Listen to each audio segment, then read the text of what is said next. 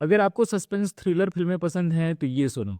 एक ऐसा serial killer जो रात में अकेली औरतों का बलात्कार करता है और फिर उनकी हत्या, और सबसे अजीब बात यह है कि वापस जाते समय औरतों के बालों में गजरा लगाता है और उनके पैरों में घुंघरू। जी हाँ, सुनने में ये अजीब है, पर यह सीरियल किलर ऐसे ही औरतों को अपना शिकार बनाता है।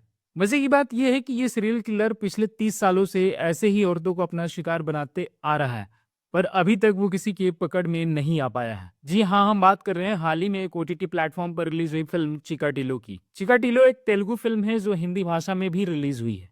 ये फिल्म एक सस्पेंस थ्रिलर जॉनर की फिल्म है, जिसमें एक मर्डर की वजह ढूंढने पर पता चलता है कि ये मर्डर यूं ही नहीं हुआ है, बल्कि जिसने भी ये मर्डर किया है वो एक प्रोफेशनल मर्डरर है। इस फिल्म की कहानी में मुख्य किरदार है संध्या का। संध्या एक टीवी जर्नलिस्ट है जो क्रिमिनल केसेस पर काम करती है। एक दिन संध्या की कलीग बॉबी और उसके दोस्त का बेहद दुर्दांत तरीके से मर्डर कर दिया जाता है। ये बात संध्या को समझ नहीं आती कि उसके दोस्त बॉबी की हत्या कोई क्यों करेगा।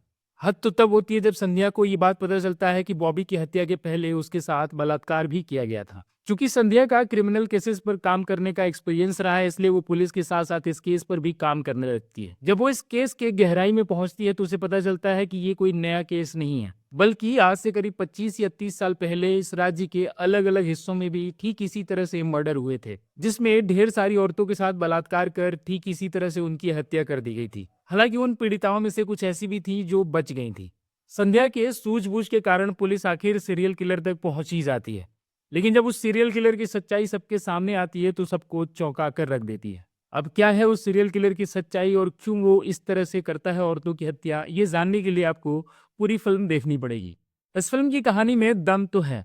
इस फिल्म की कहानी शुरू शुरू में बढ़िया पेज से चलती है, पर बीच में थोड़ा थोड़ा बोर भी करने लगती है। लेकिन अंत में जब इस सीरियल किलर का पर्दाफाश होता है तो ये कहानी काफी इंटरेस्टिंग बन जाती है। फिल्म के क्लाइमेक्स ने इस फिल्म को पूरी तरह से संभाल लिया है, अर्थात पूरे फिल्म के बजाय इस फिल्म के क्लाइमेक्स में ज्यादा दम है।